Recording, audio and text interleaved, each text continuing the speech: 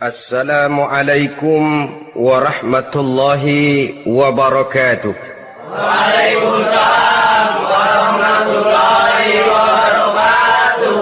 Bismillahirrahmanirrahim. Alhamdulillahi rabbil alamin.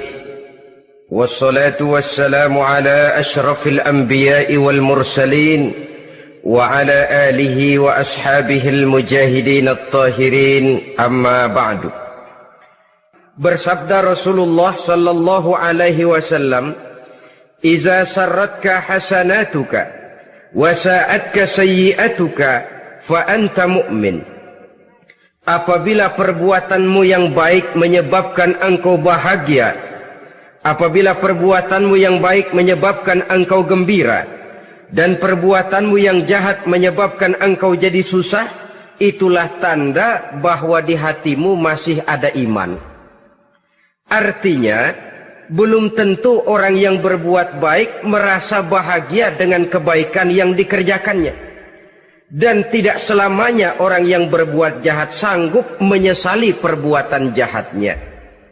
Oleh karenanya, apabila iman masih ada, apabila hati masih hidup, perbuatan yang baik menyebabkan orang gembira, perbuatan yang jahat menyebabkan orang susah dan gelisah hatinya.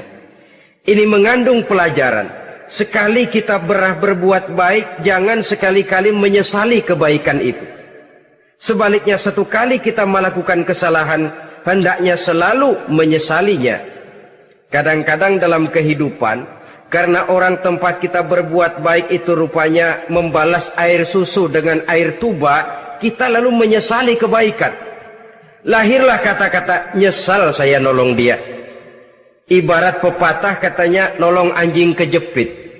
Waktu kejepit setengah mati kita tolongin, begitu selesai dia dari kejepitnya, malah kita digigitnya.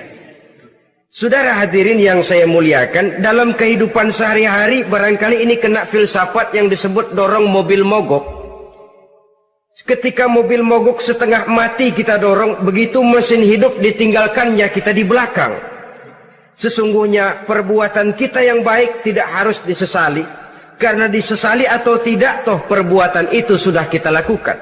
Dan penyesalan atas segala kebaikan hanya akan mengurangi nilai pahala kebaikan itu sendiri. Berbahagialah apabila berbuat baik, walaupun orang yang kita melakukan kebaikan membalasnya dengan kejahatan. Menyesalah apabila berbuat kesalahan, apabila melakukan dosa, karena itu pertanda nilai iman yang masih hidup dalam jiwa kita.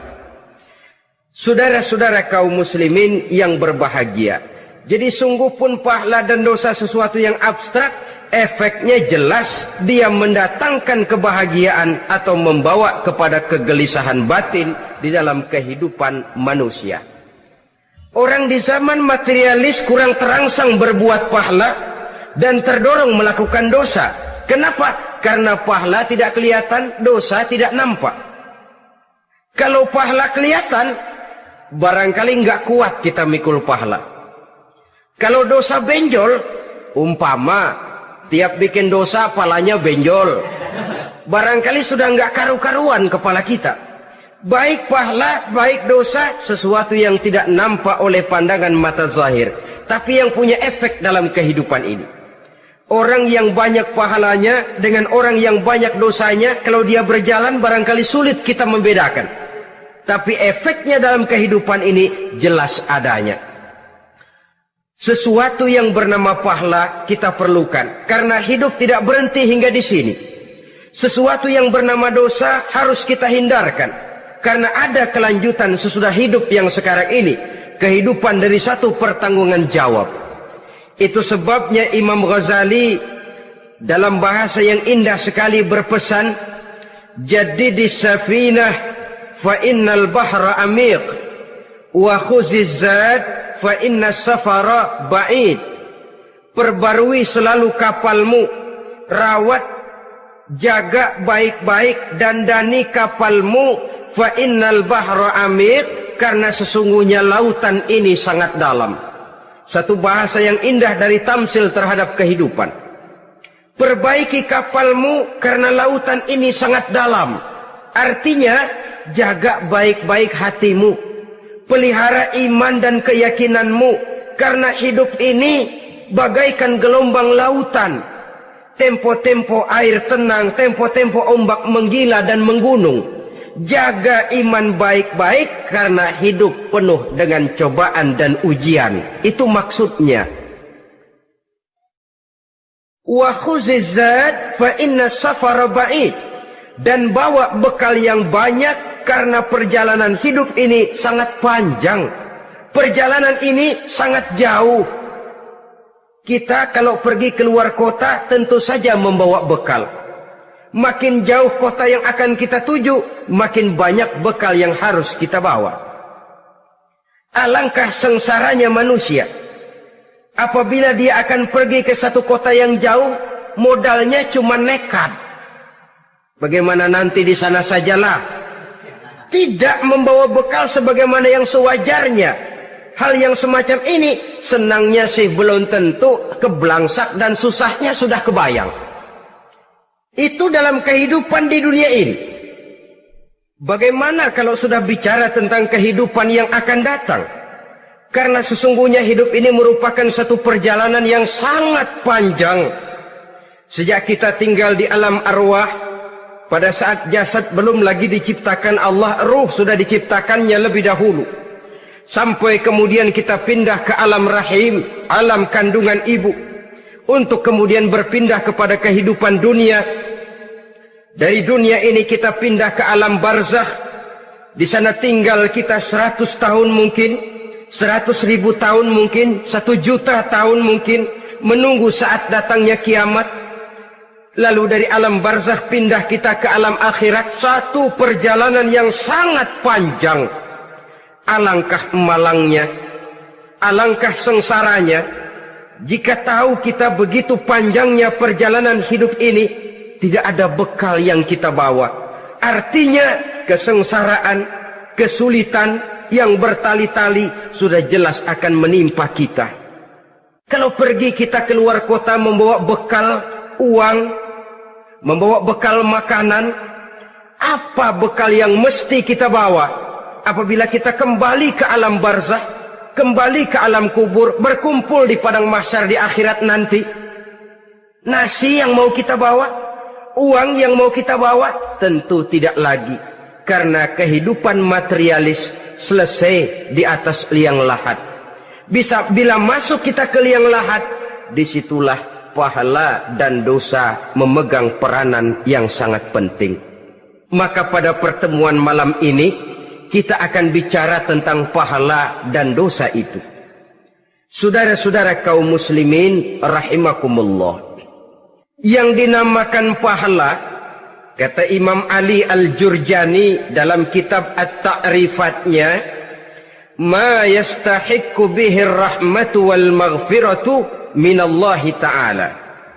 Sesuatu yang pelaksananya berhak untuk mendapat rahmah dan ampunan dari Allah.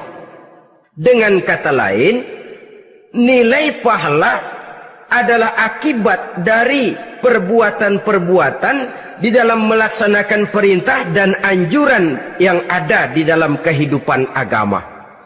Apabila perintah dan anjuran kita laksanakan, nilai pahala itu lalu datang. Nah, nilai pahala dalam Islam, menurut konsepsi Quran, Allah menjelaskan, man jaa bil hasanati falahu asyru amsalihha. Barang siapa yang datang membawa satu kebajikan, barang siapa yang melaksanakan satu kebaikan, maka dia akan mendapat balasan 10 kali dari kebaikan yang dikerjakannya. 10 kali ini pun masih dilipat gandakan dengan 7. 7 ini pun masih dikalikan 100. Dan itu pun masih ditambah dengan pernyataan, wallahu yudha'ifu liman yasha. Allah masih akan melipat gandakan perbuatan baik seseorang yang dikehendakinya. Itulah nikmatnya dalam Islam. Tetapi sebaliknya, wa man jaa'a bisayyi'ati fala yujza illa mislaha. Barang siapa yang melakukan satu kejahatan, dia tidak akan mendapat balasan kecuali sesuai dengan kejahatan yang dikerjakannya. Alangkah rahman dan rahimnya Allah. Orang yang berbuat baik dibalas 10, dikali 7, dikali 100, masih dilipat gandakan pula. Tapi orang yang berbuat jahat tidak akan mendapat balasan kecuali sesuai dengan kejahatan yang dikerjakannya. Ini kan beda dengan sifat kita manusia. Kita ini kadang-kadang kalau dijitak membalasnya mukul. Tapi kalau orang berbuat baik kepada kita, kita enggan untuk berbuat baik kepada orang tadi. Allah tidak mengajarkan begitu. Satu kebaikan berbalas 10. Satu kejahatan berbalas dengan satu kejahatan. Maha Rahman dan Rahim Allah. Bahkan dalam Islam, niat berbuat baik saja mendapat pahala. Sedangkan niat berbuat jahat belum ditulis merupakan satu dosa sampai kejahatan itu dikerjakan oleh orang yang niat tadi. Umpamanya, saudara niat, nanti malam giliran pengajian, saya mau hadir di majelis taklim. Pas datang waktu malam, hujan turun sangat lebat. Saudara berhalangan datang ke majelis taklim, saudara sudah mendapat pahala niat. Tapi saudara niat, nanti malam kalau turun hujan, saya mau bongkar rumahnya si fulan, saya mau curi seluruh harta bendanya. Ternyata malam saudara tidak mengerjakan perbuatan itu belum ditulis dosa sampai perbuatan itu benar-benar dikerjakan. Tapi lalu jangan macam-macam. Kalau begitu niat aja yang baik, biar nggak usah dikerjain. Niat aja pengen ngaji walaupun tidak ada niatan untuk ngaji. Allah lebih tahu tentang apa yang terdetik di dalam hati sanubari kita. Itulah sebabnya sangat dianjurkan orang untuk melakukan segala macam kebajikan. Dan dianjurkan orang menjauhkan segala macam bentuk kejahatan. Karena dia akan berefek melahirkan dosa dan pahala. Dosa dan pahala itulah alat untuk memperoleh kebahagiaan di alam kubur, di padang mahsyar, sampai di akhirat nanti. Di dunia ini mungkin segalanya bisa kita beli dengan yang namanya uang. Keamanan kita bisa menyewa petugas untuk menjaga rumah kita. Kendaraan yang mewah bisa kita beli. Udara yang sejuk bisa kita ciptakan. Siapa banyak uang, dia raja. Mungkin itu di dunia. Tapi bisa apa uang kalau kita sudah masuk ke alam kubur? Bisakah munkar nakir kita sogok? Udah karkir, jangan nanya nih, cepet. Bisakah malaikat azab menyingkir dengan uang semir? Ternyata tidak. Untuk memperoleh kebahagiaan di sana, nilai pahala. Kesengsaraan akan kita dapat kalau kita banyak menumpuk dosa. Oleh karena itu jangan beranggapan, pahala nggak kelihatan, dosa juga nggak kelihatan, biarin saja. Yang tidak kelihatan ini pada waktunya akan memegang peranan yang sangat penting.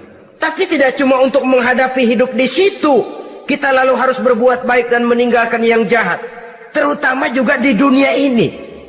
Toh pepatah bilang gajah mati meninggalkan gading, harimau mati meninggalkan belang. Apa yang akan kita tinggalkan setelah kita mati? Kita ingin jasad kita boleh hancur terkubur tanah, tapi nama kita ingin hidup terus, dikenang orang 100, 1000, bahkan 1.000.000 tahun yang akan datang. Ditulis orang dengan tinta emas dalam sejarah, tercatat kita sebagai orang baik-baik. Saudara-saudara kaum muslimin rahimakumullah. Lalu perbuatan apa yang bisa mendatangkan pahala itu? Saudara-saudara, semua perbuatan yang diperintah dan dianjurkan oleh Allah, yang dikerjakan dengan ikhlas hanya untuk mencapai ridho Allah, mendatangkan pahala.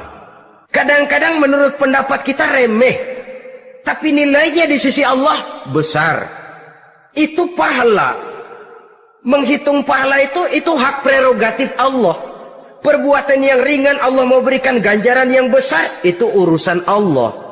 Misalnya, kata Nabi, la tahkiranna minal ma'rufi syai'an. Jangan kamu menganggap remeh perbuatan baik walaupun kecil. Jangan merasa sulit melakukan perbuatan yang mengandung pahala. Bertemu dengan teman, muka kita cerah, berpahala. menyingkirkan duri di jalanan berpahala, menolong orang yang sesat, memberitahu orang yang bertanya berpahala.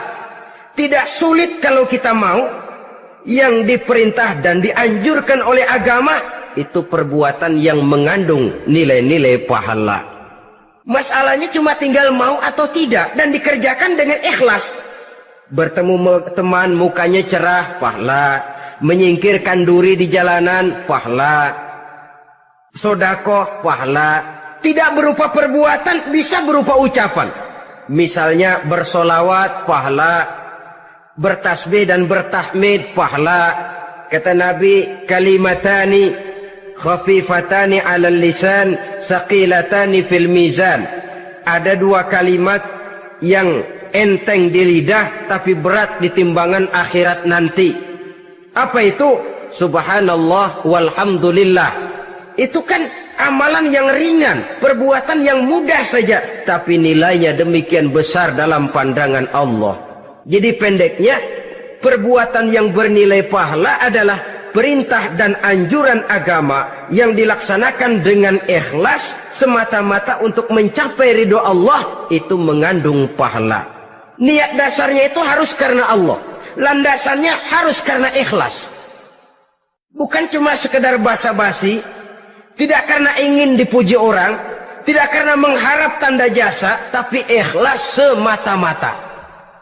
Dari perbuatan yang paling kecil dan mudah sekali sampai kepada amalan-amalan yang besar dan memerlukan biaya yang besar, seperti melaksanakan ibadah haji, seperti jihad fi sabilillah, membangun masjid, membangun pondok-pondok pesantren, membangun pusat-pusat kesehatan, membangun jalan-jalan umum, termasuk menjaga keamanan.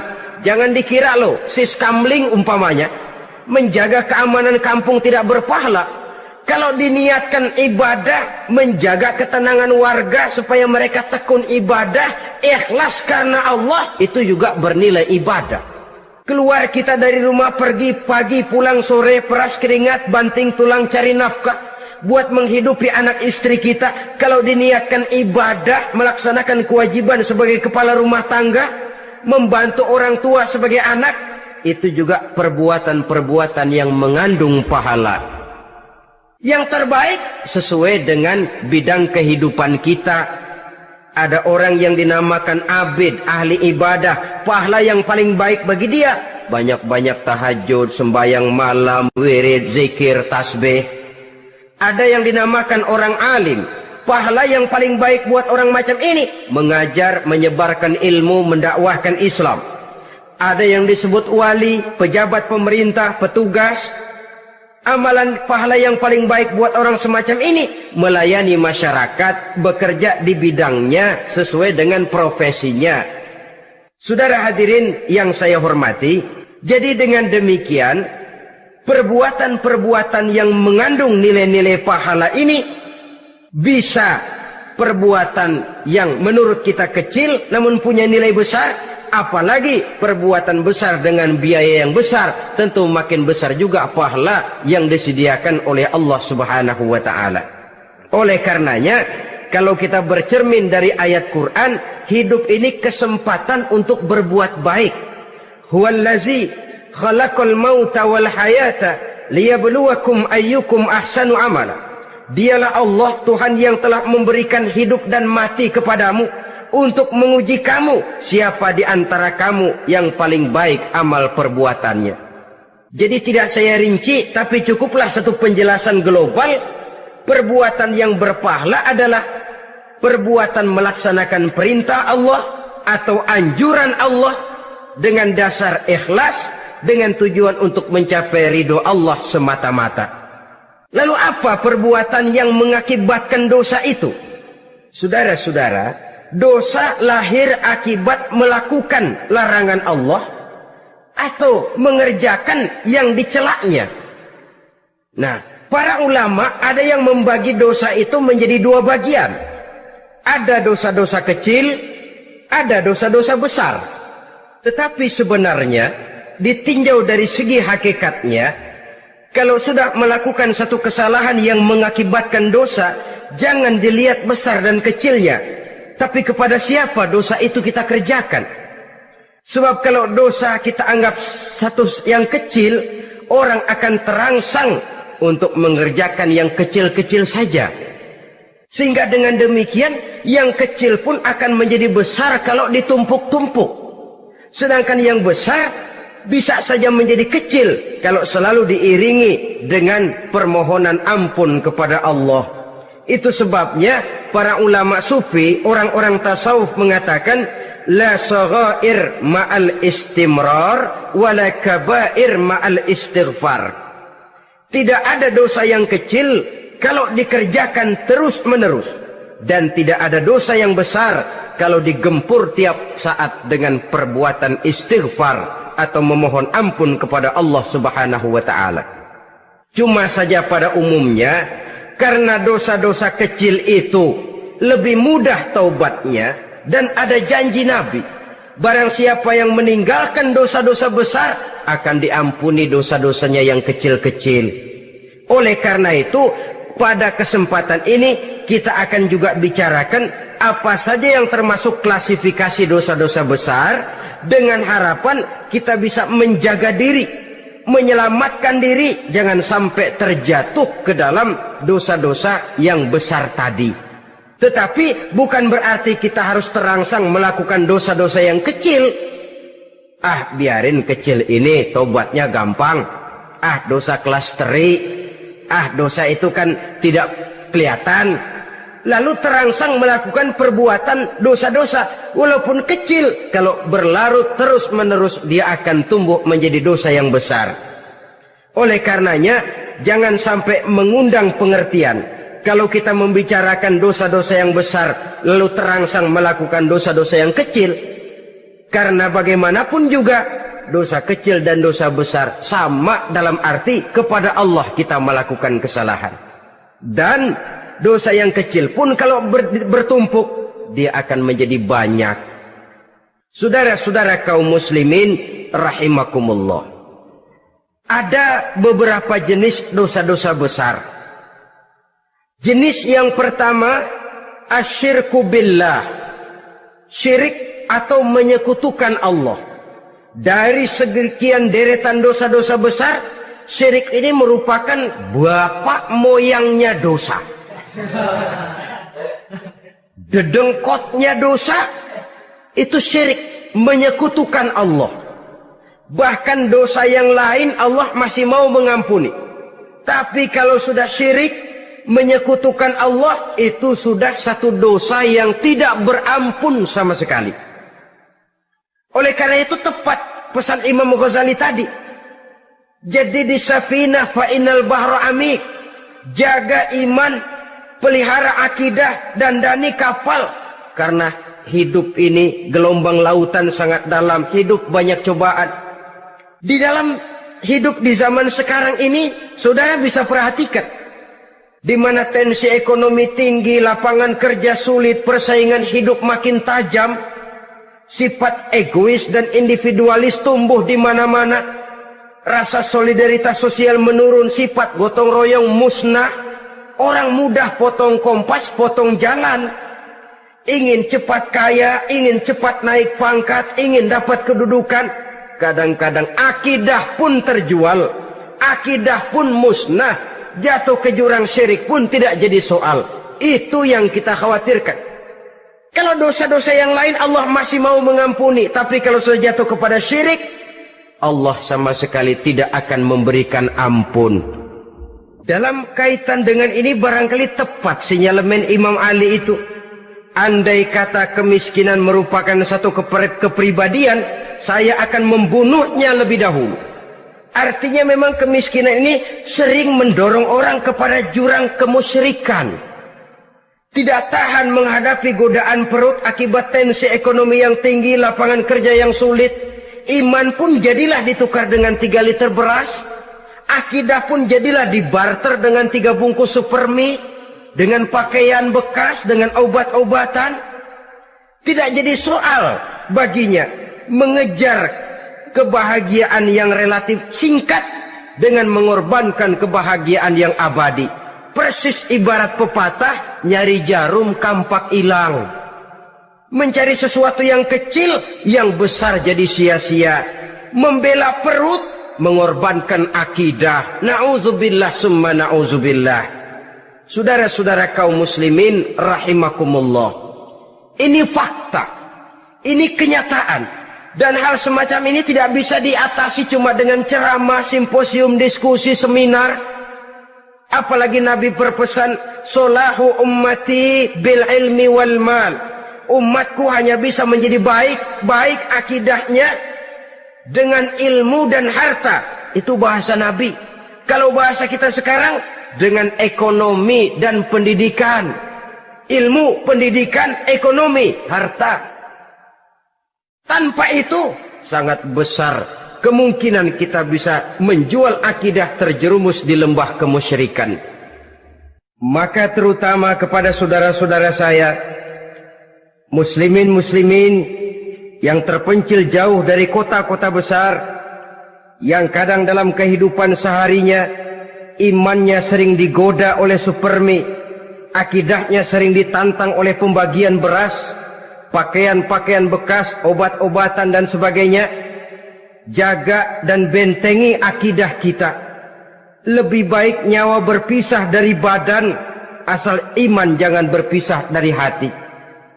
Kepada adik-adik saya para remaja, para pemuda di kota-kota besar, yang iman dan akidahnya sering ditantang dengan minuman-minuman keras, fasilitas-fasilitas yang menghanyutkan, yang secara terarah dan praktis sedikit demi sedikit menggiring kita untuk keluar dari nilai-nilai akidah. Hati-hati, jaga baik-baik, sebab intan paling mahal, mutiara paling berharga, tidak lain nilai iman ini. Tergelincir kita daripadanya, jatuh ke lembah kemusyrikan, jatuh ke satu dosa yang teramat besar, yang Allah tidak akan pernah memberikan ampun lagi. Ini dosa besar yang pertama. Yang kedua, qatlun nafsi illa bil haq. Membunuh orang tanpa alasan yang benar. Di zaman kesulitan ekonomi kadang-kadang orang mudah nekat. Tengok saja, kadang-kadang karena pasal uang 100-200 perak saja nyawa bisa melayang. Kadang-kadang karena urusan yang remeh, salah omong, salah ambil, salah ucap, salah pegang, nyawa bisa jadi melayang. Alangkah murahnya nyawa, seakan-akan kita yang punya. Padahal nyawa itu hak milik Allah. Tidak pantas kita merampasnya, tidak pantas kita menghilangkannya dari jasad seseorang. Oleh karenanya, membunuh orang merupakan satu dosa yang sangat besar. Jangankan kepada orang yang seakidah, orang yang lain akidah saja pun, kalau dia hidup berdamai, rukun, berdampingan, kita harus melindungi. Apatah lagi teman seakidah sendiri. Saudara-saudara kaum muslimin rahimakumullah. Pantas kalau Nabi menyatakan, apabila dua orang Islam sudah saling berkelahi, berbunuh-bunuhan, al-qatil wal maqtul finnar. Yang membunuh dan yang dibunuh, dua-duanya sama-sama masuk neraka. Sahabat heran, ya Rasul, kalau yang membunuh masuk neraka sih wajar, tapi yang terbunuh kok neraka juga, kenapa? Kata Rasul, sebenarnya dia juga cuma sudah niat untuk membunuh, cuma keduluan saja. Andai kata dia tidak terbunuh, tentu dia yang akan membunuh. Saudara-saudara kaum muslimin rahimakumullah. Islam sesuai dengan namanya adalah agama damai. Kita tidak boleh mencari-cari musuh. Walaupun tidak boleh lari kalau bertemu musuh.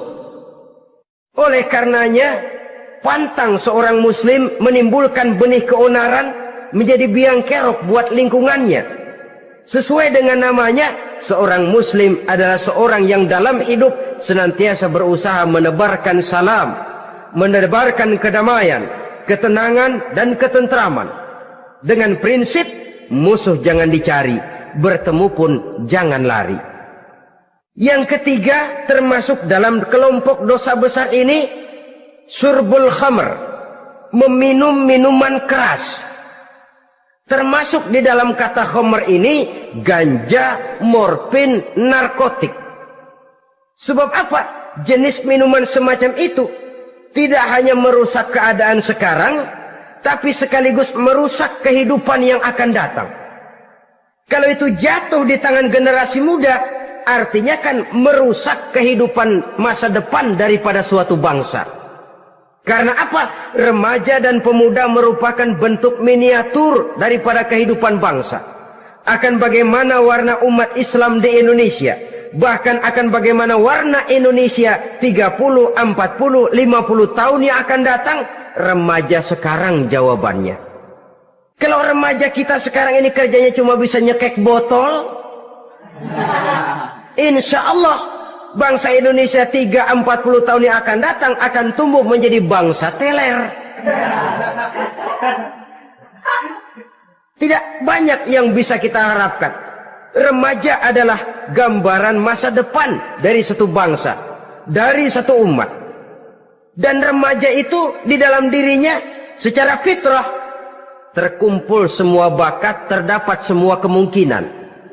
Kita ini lahir membawa sifat pemimpin, tapi juga membawa sifat pengacau. Kita ini ada bakat jadi orang jujur, ada bakat jadi pengkhianat. Kita ini ada bakat menjadi orang baik-baik, kita juga punya bakat jadi biang kerok.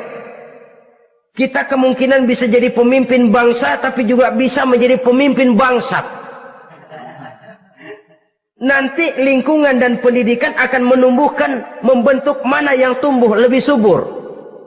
Kalau lingkungan dan pendidikannya lebih banyak bercerita tentang kejujuran, maka nilai kejujuran yang akan tumbuh lebih banyak dalam jiwanya. Dan insya Allah diharapkan dia akan menjadi manusia yang jujur di kelak kemudian hari nanti. Dan masalah minuman keras ini sebenarnya berkait. Kita tidak bisa cuma menyalahkan remaja saja, menyalahkan pemuda saja, karena bagaimanapun masalahnya kompleks. Menghancurkan sesuatu tanpa melihat kausalnya, tanpa melihat sebab akibatnya kan sama juga bohong. Kemungkinan karena broken home, kemungkinan karena pergaulan, kemungkinan karena kurang perhatian orang tua, kemungkinan karena akibat bacaan, tontonan, atau fasilitas berupa dibukanya pabrik-pabrik minuman keras, dijualnya minuman-minuman keras, di warung-warung yang remang-remang, yang memberikan kenikmatan, kebahagiaan, dan kebanggaan tersendiri, sehingga akhirnya orang terangsang untuk datang dan minum di sana. Pada dasarnya memang sepele, cuman minum, nggak ngerugiin orang lain kan? Iya, pada waktu minum. Tapi dikala sudah mabuk, out of control, apapun bisa kita lakukan. Yang kita ucapkan kita tidak sadari lagi, yang kita kerjakan tidak kita sadari lagi. Dikala itu segala macam kejahatan bukan sesuatu yang tidak mungkin untuk kita laksanakan. Nggak ngerugiin orang lain, memang pada saat mau minum. Tapi begitu minum, mabuk, kita bisa merugikan orang lain. Setidaknya merugikan diri sendiri. Pertumbuhan IQ menjadi lemah, semangat kehidupan hilang, gairah kerja menurun, kalau tidak ada sama sekali. Lalu apa yang bisa kita lakukan di dalam kehidupan? Dan akan lebih celaka kalau ini menimpa kehidupan generasi muda kita. Kadang-kadang yang ironi ya, kalau yang orang tuanya mampu barangkali masih tertolong, tapi yang orang tuanya kondisi ekonomi lemah masih kepengen teler juga. Orang tuanya nggak mampu masih pengen mabuk. Dari ganja, morfin nggak dapet, akhirnya kaleng cat diisepin. Yang penting kan bisa teler, mendatangkan satu kebahagiaan tersendiri. Itu sebabnya memang satu kejahatan menurut teori polisi ya hanya bisa terjadi karena faktor N dan K, niat dan kesempatan. Niat ada, kesempatan ada, jadi orang jahat. Kurang salah satunya, biasanya kejahatan terbendung. Niat ada, kesempatan tidak ada, sulit berbuat jahat. Kesempatan ada, niat tidak ada, tidak mungkin orang jahat. Tapi yang paling dominan sebenarnya niat. Kalau niat sudah kuat, kesempatan bisa dicari. Kesempatan bisa diciptakan. Biar hansip nongkrong, ditungguin lengahnya. Iya biarin. Jam 11 sampai jam 2. Matanya melotot. Jam 3 dia mulai ngulet, ngempet. Nah, di saat itu saya masuk ke rumahnya. Kalau niat kuat, kesempatan bisa diciptakan. Dan kalau sudah niat, ini masalah hati. Kalau sudah masalah hati, menyangkut soal moral. Moral artinya sudah masuk kepada kehidupan agama. Saudara-saudara kaum muslimin rahimakumullah. Yang keempat yang termasuk jenis dosa besar, az-zina, perbuatan zina. Di zaman pergaulan bebas dengan prinsip free love, free sex ini, tengok sudah berapa banyak gadis-gadis bergelimpangan jadi korban. Berapa banyak bayi-bayi yang lahir ke dunia tanpa tahu kemana dia mesti memanggil bapak. Apakah deretan jumlah korban ini masih harus bertambah lagi? Paling tidak, biarlah yang sudah jadi korban, tapi jangan bertambah lagi hendaknya. Masing-masing kita berupaya menahan diri. Termasuk dalam kategori zina ini, yang merupakan cabang-cabangnya, liwat, homoseks, lesbian, masturbasi. Bahkan masturbasi itu termasuk jenis zina tangan. Dan itu juga merupakan satu dosa. Di samping dosa juga merusak diri. Karena bagaimanapun juga dia akan mengurangi kemampuan daya pikir seseorang. Maka agama memberikan jalan keluar. Pesan Nabi, ya ma'syara syabab, man istata'a minkumul ba'at falyatazawwaj. Hai para pemuda, kata Nabi, barang siapa di antara kamu yang sudah bisa ba'at, yang sudah mampu ba'at. Ba'at itu artinya memberikan nafkah. Baik nafkah zahir maupun nafkah batin, falyatazawwaj, maka hendaklah dia kawin. Jadi yang maksud ba'at ini ya nafkah zahir, ya nafkah batin. Kita kadang-kadang cuma bisa ngasih nafkah batin saja sudah merasa pokoknya kan saya sanggup untuk kawin, lalu kawin tanpa kehilangan, dengan kehilangan pertimbangan. Saudara-saudara, wa in lam yastati', adapun kalau dia belum mampu, fa alaihi bisyam, hendaknya dia banyak puasa. Fa innahu lahu wija, karena puasa itu akan merupakan benteng jangan sampai orang memperturutkan hawa nafsunya. Andai kata puasa belum hobi, banyaklah olahraga para pemuda, para remaja. Karena dengan olahraga, pemikiran untuk memperturutkan hawa nafsu agak sedikit terkendali dan energi tersalurkan dalam bentuk yang positif. Pendeknya kreatif, banyak kegiatan. Ini pesan Imam Syafi'i tepat itu. Kata beliau, inni ra'aitu wuqufal ma'i yufsiduh, insala toba wa illam yajri lam yatib. Aku melihat air kalau diam rusak, tapi kalau dia mengalir jernih. Air kalau ngendap, nggak ngalir, nyamuk nyarang di situ, bisa jadi sumber penyakit. Manusia hidup begitu. Kalau nggak punya kegiatan, nggak kreatif, kerjanya cuma delohom, ayam-ayam, akhirnya jadi ngerusak. Ngomongin orang, Jano ngapa? Ano. Kebangetan nggak ngapa-ngapain, orang aja dipontenin. Orang diomongin, lahirlah namimah, lahirlah ribah. Saudara-saudara, air itu kalau ngendap ada aja yang nyarang. Tapi kalau dia ngalir, orang ada kesibukan, insya Allah dia tidak akan jatuh kepada sesuatu yang bisa mengundang dosa. Isilah waktu dengan hal-hal yang bermanfaat. Karena hidup ini singkat dan tidak berjalan mundur ke belakang. Mundur hancur, berhenti diinjak orang. Sekali melangkah, jangan surut mundur ke belakang. Homoseks terlepas dari penyakit kejiwaan. Sekarang ini kan sudah ada persatuan kaum gay katanya. Meminta perlakuan yang sama dan agar dibolehkan kawin sesama mereka. Secara manusiawi boleh, secara manusiawi kita hargai mereka. Tapi dari kacamata agama ini jelas merupakan penyimpangan. Dan penyimpangan merupakan suatu dosa. Terlepas dari pertimbangan manusiawi. Jangan karena terlalu memperturutkan suara manusiawi, lalu kita mengesampingkan agama.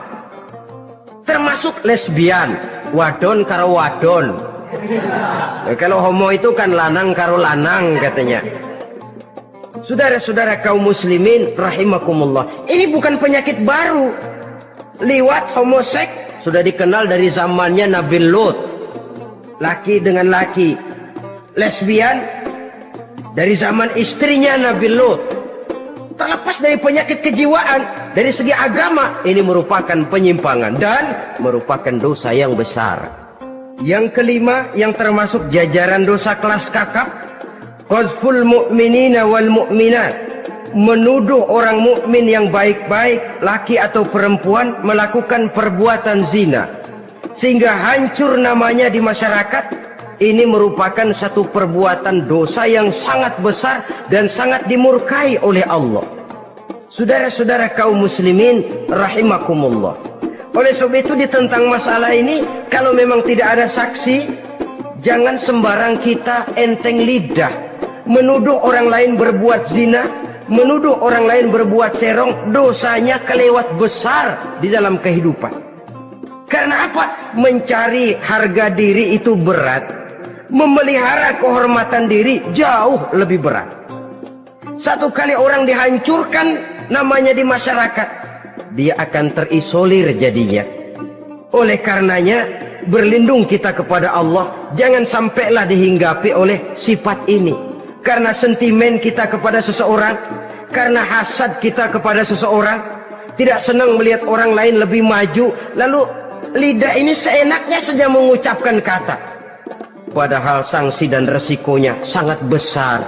Yang kita tuduh barangkali mendapat pahala dari Allah. Kita sendiri yang menuduh tanpa saksi, tanpa alasan yang benar, mendapat dosa yang sangat besar.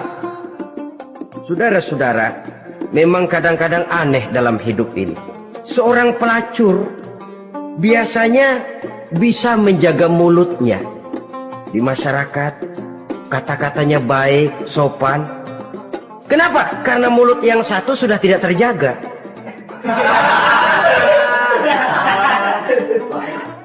Kita kadang-kadang kehormatan bisa kita jaga, tapi mulut tidak terkontrol. Ngomong saenake dhewe, bikin orang mangkel, kesal, fitnah sana, fitnah sini, menghancurkan nama baik orang, ngomongin yang macam-macam. Bagai-bagai macamlah caranya. Saudara-saudara kaum muslimin yang berbahagia. Jadi dengan demikian, menuduh orang lain berbuat zina, sedangkan orang itu tidak pernah melakukannya, ini termasuk satu dosa yang sangat besar di dalam kehidupan ini. Yang keenam, al-'aqu bil walidain, durhaka kepada ibu bapak. Seorang anak, bagaimanapun banyak nilai ibadahnya, banyak kebaikan di masyarakat, menyandang berbagai macam gelar, pangkat dan jabatannya tinggi, tapi kalau sudah durhaka kepada kedua orang tuanya, alamat hidup tidak lagi membawa keberkahan. Dan itu dosa yang sangat besar. Sampai Nabi sabdakan, ridho Allah ada di dalam keridhaan ibu bapak, murka Allah pun ada di dalam kemurkaan ibu dan bapak. Walaupun belum tentu setiap kita orang tua, tapi yang jelas setiap kita adalah anak. Dan setiap anak punya ibu dan bapak. Jangan sampai kacang lupa kepada kulitnya. Saudara-saudara kaum muslimin rahimakumullah, durhaka kepada ibu bapak merupakan perbuatan yang sangat dimurkai oleh Allah. Apalagi ibu yang telah melahirkan kita, bahkan mengandung kita. Begitu juga bapak yang telah berusaha peras keringat banting tulang untuk mengasuh membesarkan kita. Tidak ada perbuatan baik yang kita lakukan untuk bisa menebus kebaikan daripada ibu dan bapak kita. Setidaknya kalau belum bisa berbuat baik kepadanya, kepada keduanya, janganlah menyakiti hati keduanya. Itu saja dulu yang harus dijaga. Kadang-kadang sudah berbuat baik enggak, nyakitin melulu. Sudah nyenangin belum bisa, saban sehari nyakitin saja. Padahal kedua orang tua itu doanya manjur, sebagaimana sumpahnya juga bisa jadi kenyataan, dan sering bahkan menjadi kenyataan. Sampai ibu bapak sudah wafat, sudah meninggal sekalipun, kewajiban berbakti masih harus terus dilakukan oleh seorang anak. Lalu yang ketujuh, at-tawalli yaumaz zahfi, berpaling pada hari pertempuran. Orang sedang sibuk-sibuk menghadapi musuh, maksudnya berjuang membela agama ini, dia lari menyelamatkan diri. Pengecut, mental munafik. Ayo, kalau demi agama, mari kita maju ke depan. Allahu Akbar. Yang besar Allah, yang lain kecil semua. Maju. Orang lain maju serentak, dia mundur jauh ke belakang. Mental munafik, mental calo istilah sekarang ini. Oh, itu calo, mental calo. Tuhan gedek banget itu. Coba ya, calo itu paling sibuk nyuruh penumpang naik. Tapi sementara penumpang naik sampai ke tempat tujuan masing-masing, calonya nggak kemana-mana, diem aja di situ. Cuma orang aja disuruh naik. Saudara-saudara, kerja bakti, orang turun ke comberan, dia naik ke tempat tidur. Mundur di hari pertempuran, menyebabkan orang lain gugur, dia sendiri menyelamatkan diri. Mental pengecut, mental munafik, itu merupakan dosa yang sangat besar. Saudara-saudara kaum muslimin rahimakumullah, itu sebabnya agama itu memerlukan keberanian memang, tapi bukan keberanian yang tanpa perhitungan. Sebab berani tanpa berhitung namanya berani babi. Kita berani kalau benar, kita harus takut kalau salah. Jangan dibalik. Salah berani, nekat namanya. Benar takut, pengecut namanya. Orang yang pengecut adalah orang yang takut membela kebenaran. Orang yang nekat sesungguhnya udah salah nggak malu lagi, udah salah nekat lagi, merasa rugi berbuat kebaikan, puas kalau berbuat kejahatan. Padahal Nabi pesan, siapa yang berbuat dosa sambil tertawa, nanti dia akan masuk neraka sambil menangis. Karena itu dipesan pula di dunia ini, sering-seringlah mencuci mukamu dengan air mata taubat. Cuci lidahmu dengan zikir kepada Allah. Bersihkan hatimu dengan air ikhlas.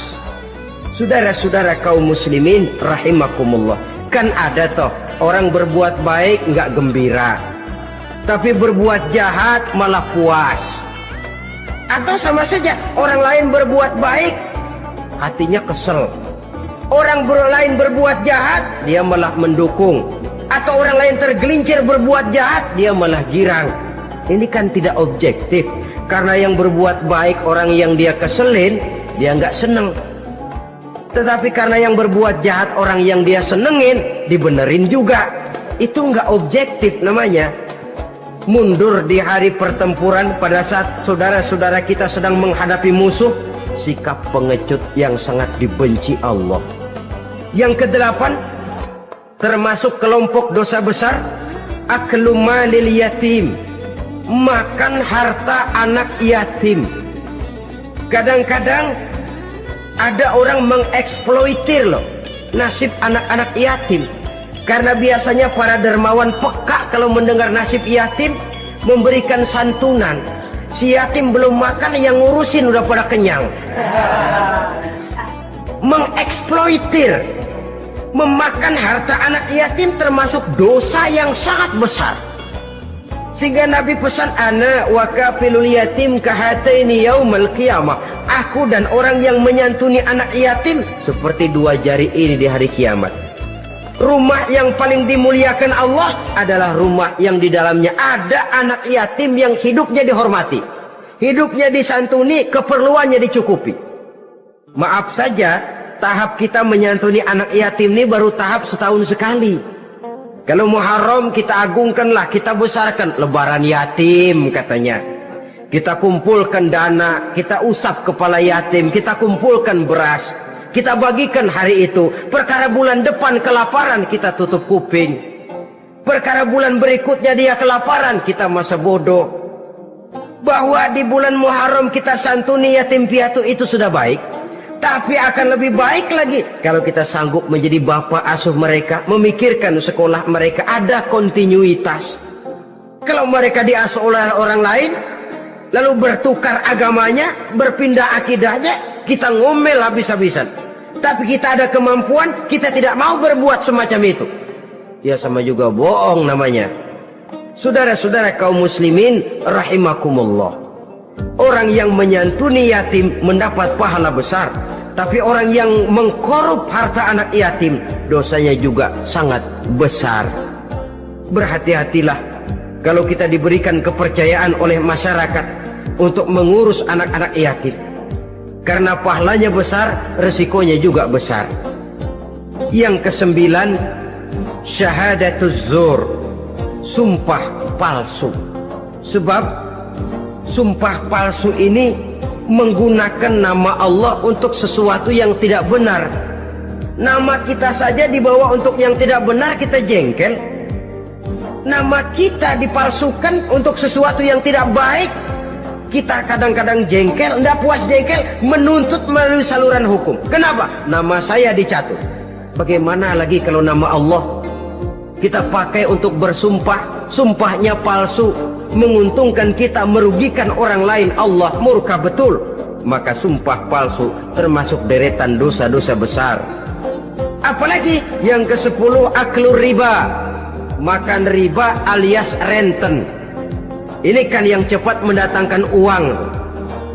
Kadang-kadang kalau yang bikin riba itu orang awam barangkali, ya masih kita maklumi. Kadang-kadang penyakit ini datang menimpa mereka juga yang kita kenal kebaikannya.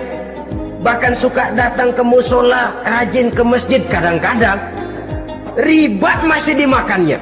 Karena cara cari duit paling enak. Duit utuh, tambahnya terus masuk. Na'udzubillah summa na'udzubillah. Itu yang diibaratkan dalam perjalanan Mi'raj waktu Nabi diperlihatkan neraka. Orang perutnya sebesar rumah dililit ular. Diseret-seret itu hancur perutnya, dibulatkan lagi, diseret lagi, hancur lagi, dibulatkan lagi, terus menerus begitu. Dia berteriak, mengerang, mengeluh, mengaduh kesakitan. Nabi tanya, itu apa Jibril? Itu contoh dari umatmu yang suka makan riba Muhammad, makan renten. Saudara-saudara, ini kan mencekik leher orang. Orang sedang kesulitan, kelihatannya sih baik, menolong. Tapi di belakang menolong itu nyekek. Di belakang nolong itu nyekek. Dan nyekek itu sebenarnya tujuan utamanya. Orang yang menjalankan riba pada dasarnya tidak punya perikmahan kemanusiaan kok. Kalau dia kelihatannya mau menolong, kelihatannya motifnya mencari untung di belakang itu. Jauh dari kemanusiaan. Yang ke-11, saudara-saudara, termasuk jajaran dosa besar itu qat'ur rahim, memutuskan silaturahmi. Marah, hobi sama marah. Kalau 3 hari nggak marahan sama orang, ngebet palanya. Selalu nyari gara-gara. Kalau udah marah berlaku perpanjangan waktu. Tahun, 2 tahun, kadang-kadang seumur hidup. Saudara hadirin yang saya muliakan. Apalagi mengurangi timbangan termasuk kelas dosa besar.